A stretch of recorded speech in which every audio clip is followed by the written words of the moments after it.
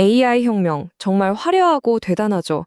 그런데요, 오늘 우리는 그 눈부신 코드와 알고리즘의 세계에서 잠시 눈을 돌려볼까 합니다. AI 시대의 진짜 승자와 패자를 가를 보이지 않는 전쟁터, 바로 이 거대하고 육중한 물리적 인프라의 세계를 깊숙이 들여다보려고 해요. AI를 움직이는 진짜 힘, 바로 전기와 구리에 대한 이야기입니다.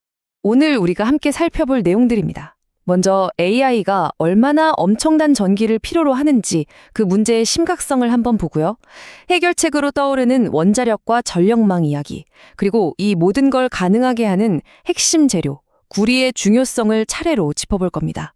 그리고 마지막에는 이 모든 흐름이 합쳐져서 어떻게 하나의 거대한 인프라 슈퍼사이클을 만들어내는지 그 큰 그림을 한번 그려보겠습니다. 자, 그럼 본격적으로 한번 들어가 볼까요? 지금 AI 산업이요, 눈에 보이지 않는 아주 단단한 물리적 천장에 부딪히고 있습니다. 그게 뭐냐? 바로 전기 부족 문제입니다. AI 붐이 말 그대로 인류 역사상 한 번도 본 적 없는 에너지 수요를 만들어내면서 이게 성장을 가로막는 가장 큰 걸림돌이 되고 있는 거죠. 이 문장 그냥 하는 말이 아닙니다. 엔비디아의 젠슨 황, 오픈 AI의 샘 알트먼, 그러니까 AI 혁명을 맨 앞에서 이끌고 있는 바로 그 사람들이 똑같이 하는 진단이에요. 이건 이제 AI 경쟁의 무대가 소프트웨어나 알고리즘에서 전기 같은 물리적 자원으로 넘어가고 있다는 걸 보여주는 아주 상징적인 말이죠. 자, 이게 바로 그 근거입니다. 골드만삭스 보고서에 따르면 2030년까지 전 세계 데이터 센터가 쓰는 전기가 2023년에 비해서 무려 165%나 늘어날 거라고 해요. 165%? 이게 숫자로만 보면 감이 잘 안 오실 수 있는데요. 이게 어느 정도냐면 웬만한 나라 하나가 통째로 쓰는 전력량과 맞먹는 수준이에요. 와, 이건 그냥 조금 늘어나는 수준이 아니라 완전히 차원이 다른 폭발적인 팽창인 거죠. 이 엄청난 에너지 수요 좀 더 쉽게 비교해 볼까요? 우리가 평소에 하는 그냥 구글 검색 한 번이랑 챗GPT에 질문 한 번 던지는 거랑 비교를 해보면요. 생성형 AI 검색이 무려 10배나 더 많은 전기를 먹는다고 합니다. 왜냐하면 AI 모델이 수많은 데이터를 한꺼번에 처리해야 하거든요. 전기 먹는 하마라는 별명이 진짜 괜히 붙은 게 아니에요. 그렇다면 이 물리적인 한계를 넘어서는데 돈은 얼마나 들까요? 맥킨지에서는 2030년까지 AI 데이터 센터 인프라를 짓는 데에만 약 7조 달러, 우리 돈으로 거의 1경원에 가까운 돈이 필요할 거라고 봤어요. 1경? 상상이 가시나요? 전 세계의 돈이 AI라는 새로운 판을 중심으로 완전히 재편되고 있다는 강력한 신호입니다. 자, 그럼 이 어마어마한 전기를 대체 어디서 어떻게 만들어내야 할까요? 여기서 정말 흥미로운 반전이 일어납니다. 수십 년 동안 거의 잊혔던 한 에너지원이 AI 시대의 가장 강력한 해결사로 화려하게 부활하고 있거든요. 그게 바로 원자력입니다. 여기서 정말 흥미로운 지점은 빅테크 기업들이 왜 하필 원자력에 이렇게 꽂혔냐는 거예요. AI 데이터 센터는요, 단일초도 쉬면 안 되잖아요. 1년 365일 24시간 내내 안정적으로 최대 전력을 공급받아야 하죠. 이걸 기저전력이라고 하는데요. 태양광이나 풍력은 아시다시피 날씨가 좋았다 나빴다 하니까 발전량이 오락가락해요. 이 간헐성이라는 한계가 있죠.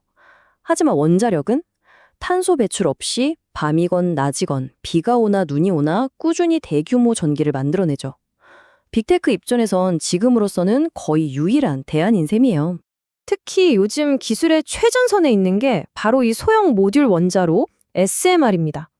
이건 기존의 거대한 원전이랑은 좀 달라요. 공장에서 부품을 레고 블럭처럼 찍어내서 현장에서 조립하는 방식이라 건설 기간도 짧고 비용도 훨씬 저렴해요. 근데 진짜 혁신적인 건 데이터 센터 바로 옆에 전용 발전소처럼 딱 지어서 송전 손실 없이 바로 에너지를 공급할 수 있다는 점이에요. 이건 뭐 AI 시대에 최적화된 맞춤형 에너지 솔루션인 셈이죠. 이게 그냥 뜬구름 잡는 얘기가 아니라는 걸 이 표가 딱 보여주죠.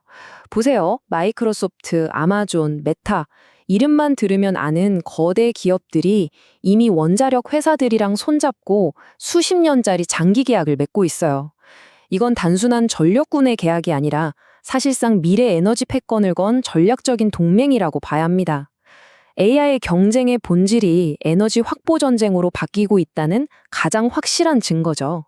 자, 이렇게 원자력으로 전기를 잔뜩 만들었어요. 그럼 이제 끝일까요? 아니요. 이제 그 전기를 수천 킬로미터 떨어진 데이터 센터까지 안전하게 보내야 하잖아요?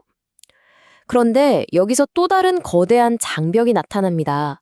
바로 낡고 꽉 막힌 전력망 문제예요. 이 사진 속 전력선이 바로 우리가 마주한 현실입니다. 지금 우리가 쓰는 전력망은요, 사실 수십 년 전에 아날로그 시대에 만들어진 거예요. 그런데 거기에 갑자기 AI 데이터 센터라는 초대형 트럭들이 막 쏟아져 들어오니까 이 낡은 도로가 꽉 막혀서 마비가 되는 거죠. 발전소에서 전기를 아무리 많이 만들어도 보낼 길이 없으면 아무 소용이 없잖아요. 상황이 이렇게 심각하니까 미국 정부가 드디어 칼을 빼들었습니다. 바로 FERC 명령 제19205라는 건데요. 이게 지난 수십 년 동안 나온 전력망 규제 개혁 중에 가장 중요한 거라고 평가받아요. 한마디로 AI 시대의 꽉 막힌 혈관을 뚫어주기 위한 대수술 계획이라고 보시면 됩니다.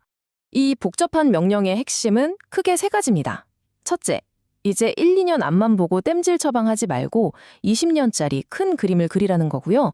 둘째, 주 정부랑 협력을 강화해서 비용 분담 같은 골치 아픈 문제를 풀라는 겁니다. 그리고 셋째, 수혜자 부담 원칙. 쉽게 말해서 전력망 새로 깔아서 이득 보는 지역이나 산업이 돈을 더 내라는 거죠. 물론 이게 말처럼 쉽지는 않겠죠. 어디에 깔고 누가 돈을 낼 거냐를 두고 정치적으로 풀어야 할 숙제가 여전히 많습니다. 지금까지 우리는 전기를 만들고 보내는 아주 거시적인 과정에 대해 이야기했잖아요. 이제 이 모든 새로운 인프라를 실제로 건설하는 데 필요한 가장 근본적인 물질, 바로 원자재 이야기로 한번 넘어가 보겠습니다. 20세기의 세상이 석유를 중심으로 돌아갔다면 21세기 AI 인프라 시대의 핵심은 단연코 구리입니다. 골드만삭스 같은 투자은행들이 구리를 괜히 새로운 석유라고 부르는 게 아니에요. 전기를 보내는 전력망, 전압을 바꾸는 변압기, 데이터 센터 안에 배선과 냉각 시스템까지 구리가 없으면 AI는 그냥 텅 빈 깡통일 뿐이에요. 그야말로 AI 인프라의 혈액이자 신경계인 셈이죠. 이 차트를 보면 미래의 구리 수요가 어디서 터져 나올지 명확하게 보입니다. 2030년까지 늘어날 구리 수요의 무려 60%가 바로 우리가 지금 이야기하고 있는 이 전력 인프라 투자에서 발생합니다.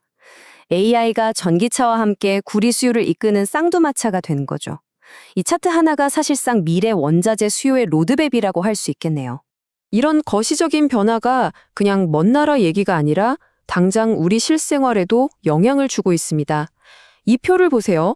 구리 원자재 가격이 오르니까 우리가 집 지을 때 쓰는 전선 케이블 같은 최종 제품 가격에 바로바로 반영되잖아요. 공급은 한정되어 있는데 AI 같은 새로운 수요가 갑자기 폭발하니까 나타나는 어찌 보면 당연한 결과입니다. 자, 이제 흩어져 있던 모든 조각들을 한번 맞춰보죠.